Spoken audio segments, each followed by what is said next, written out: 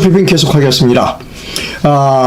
두 번 방송이 끊어졌고요. 원래 이런 제목으로 방송을 하고 있었습니다. 이준석이 태블릿 PC로 윤석열을 협박했다라고 하는 제목의 방송을 진행하면서 공병호 박사의 그 방송을 인용하고 있었습니다. 그 부분은 뭐냐면 지금과 같은 상태로 즉 강서구청장 보궐선거 때 보여줬던 형태의 선거 조작이 이루어지면 앞으로 어떻게 될 것인가 대한민국에 대한 부분입니다. 매우 중요해서 그 부분 방송 끊어졌지만 다시 여러분께 들려드리도록 하겠습니다. 공병호 박사 TV에서 가지고 왔습니다.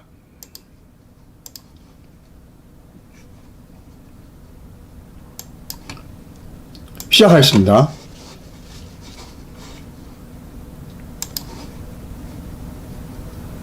이런 썩어 빠진 놈들이 어디 있겠습니까? 2024년 그런 총선이 어떻게 되겠습니까? 어마어마하게 조작을 할 겁니다. 2024년 4월 총선에서 10월 11일 강서구청장 보궐선거처럼 선거인수 기준으로 사전투표율을 7.6% 정도 여러분들 7.46% 정도 여러분 업시키게 되면은 전국에서 240만 표 정도를 확보할 수가 있어요. 그럼 개헌선을 넘길 수가 있는 겁니다. 그 자세한 내용은 지금 분석이 끝났는데 확실히 하기 위해서 이런 검증을 하고 있으니까 다음에 여러분들 특별 방송을 한번 내보내도록 이런 짓들이 일어나고 있는 겁니다.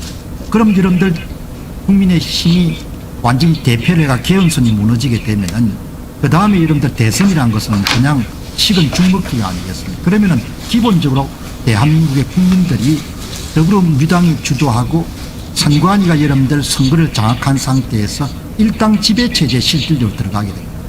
그 체제가 수십 년이 될 때 수백 년이 될 때 기약을 할 수가 없는 겁니다. 지금 여러분들 더불당 내의 핵심 세력들은 이제 다 우리가 이겼다. 완전히 우리가 여러분 영구 집권을 할 수 있게 됐다. 그렇게 아마 확신하고 있습니다. 그래서 요즘 회색이 돌지 않습니다. 이렇게 여러분 돌아가고 있는 겁니다. 그래서 여러분 저는 과감하게 이야기하는 겁니다. 그냥 국민들을 그냥 팔아먹은 거다. 일당 지배체제에 그냥 넘겨버린 거다. 논리적으로 이런 주장을 누가 반박할 수 있겠습니까? 반박할 수가 없습니다.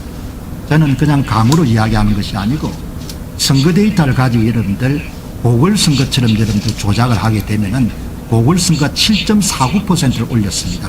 선거인수 기준으로 사전투표율을 여러분들 7.49% 뻥튀기 한 겁니다. 이렇게 이런 뻥튀기를 할 겁니다. 2024년도 4월 총선에서 선관위가 발표를 이렇게 할 것으로 저는 예상합니다. 이번에는 뜨거운 국민들의 관심이 집중돼서 역대 선거 사상 가운데서 사전투표율이 사상 최고치를 기록했습니다. 그렇게 여러분들 이야기합니다. 그렇게 해서 가짜 사전투표자 수를 10월 11일 강서구청장 보궐선거만큼만 여러분 조작을 하면은 바로 어느 정도 여러분 조작할 수 있느냐? 7.49%를 올리면은 강서구청장 보궐선거에서는 37,473표의 가짜 투표자 수를 집어넣을 수 있었습니다. 똑같은 일을 총선에서 하게 되면은 경합지구는 전부 다 민주당이 승리를 합니다. 240만 표를 전국에 뿌릴 수가 있는 240만 표. 총선은 여러분들 대개 1,000표, 2,000표를 당락이 결정됩니다. 240만 표 여러분들 분포가 되게 되면은 압승을 하는 겁니다. 지역구 200석을 거뜬히 넘기는 겁니다. 지역구만 해가 여러분들 200석을 거뜬히 넘길 수가 있습니다. 비례대표가 여러분 합치게 되면 개헌선이 완전히 무너지는 겁니다. 너무나 심각하고 너무나 여러분들 참 애통해하는 일이지만 대통령이 다 포기를 해버렸습니다. 여당이 국힘당이 가장 큰 피해자가 다 포기를 해버린 겁니다. 완전히 항복을 해버린 겁니다. 선거 사기 세력들한테. 이런 개떡 같은 세상이 있습니다. 자, 여러분, 공병호 박사가 이제 표현을 좀 하셨어요. 그렇게 좀 표현하시는 것도 우리가 이해를 할 만합니다. 무슨 같은 세상이다 이렇게 말씀하셨는데, 지금 가장 올바른 방송은 공병호 박사 방송이라고 생각합니다. 오늘 계속해서 제가 방송이 끊어져서 여러분께 이유를 모르겠습니다. 어쨌든, 방송 운영하는 사람 입장에서는 대단히 죄송하다라는 말씀을 드릴 수밖에 없고요. 다음 뉴스 들어갑니다.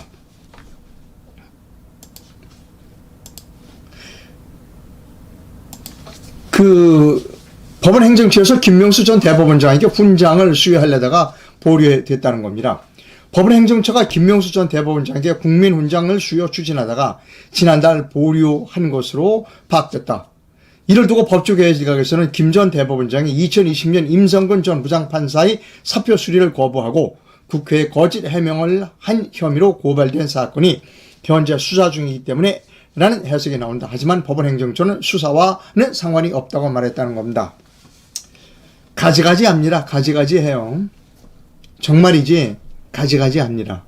웃음밖에 안 나옵니다. 자,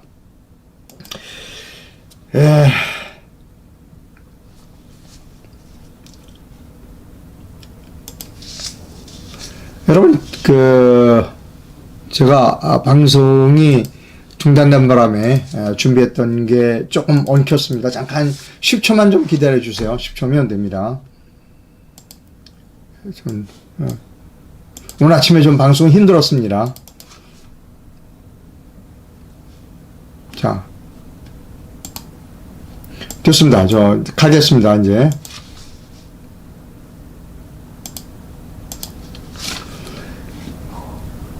저는 독립 언론인입니다. 지금 이 상태로 두면 윤석열 대통령과 국민의힘만 믿고 있으면 내년 3년 뒤에 이재명이 대통령 됩니다.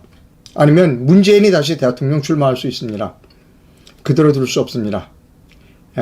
저는 내일로 미래로는 정당이 인재명예위원장을 맡고 있습니다. 내년 4월 10일 총선에 출마하실 분들을 모시고 있습니다. 지금 이 전화를 주시면 또 문자를 보내주시면 제가 자세하게 상담을 해드리도록 그렇게 하겠습니다. 저희 내일로 미래로 당에서 당에서 좀 사무를 봐주실 분을 좀 모집하고 있습니다. 그런데 돈이 별로 많지 않습니다. 솔직하게 이런 분을 좀 원합니다. 정년퇴직하신 분을 좀 원합니다. 컴퓨터도 좀 어느 정도 다뤄주실 줄 알고, 하여튼 뭐라고 말씀드릴 수는 없는데 이제 그런 분이 필요한데 돈은 없고 좀 뭐라고 말씀드릴 수는 없고 정말 돈은 없고 좀 도와주실 분, 당무를 도와주실 분, 그러니까 정년퇴직하신 분이 좋지 않을까 그렇게 생각합니다. 좀 도와주셨으면 합니다. 당무를 좀 봐주실 분이 필요하고요. 사옥은 당사는 지금 여의도에 마련 중입니다. 여의도 보훈회관에 마련 중입니다. 11월 1일에 사무실 오프닝식이 있고요. 혹시 조금 당무를 도와주실 분을 찾고 있습니다. 예. 자, 저는 독립 언론인입니다. 제가 올바른 방송을 하고 있다고 생각하시면 제게 자그마한 금전적 후원을 부탁드립니다. 해외에서 후원하실 분은 페이팔 계좌를, 국내에서 후원하실 분은 기업은행 계좌를 이용해 주실 수 있습니다. 회원가입은 영상 하단에서 해 주실 수 있습니다. 곧 두 번째 방송을 시작하겠습니다. 두 번째 방송의 제목은 이것도 또 제가 꺼내놔야 되는데 두 번째 방송의 제목을 곧 보여드립니다. 이겁니다. 아침에 방송이 꼬이는 바람에 자, 찾았습니다. 두 번째 방송 제목을 여러분께 보여드립니다. 이게 두 번째 방송 제목입니다. 대한민국에는 단 한 명의 기자와 단 한 명의 국회의원만 있다.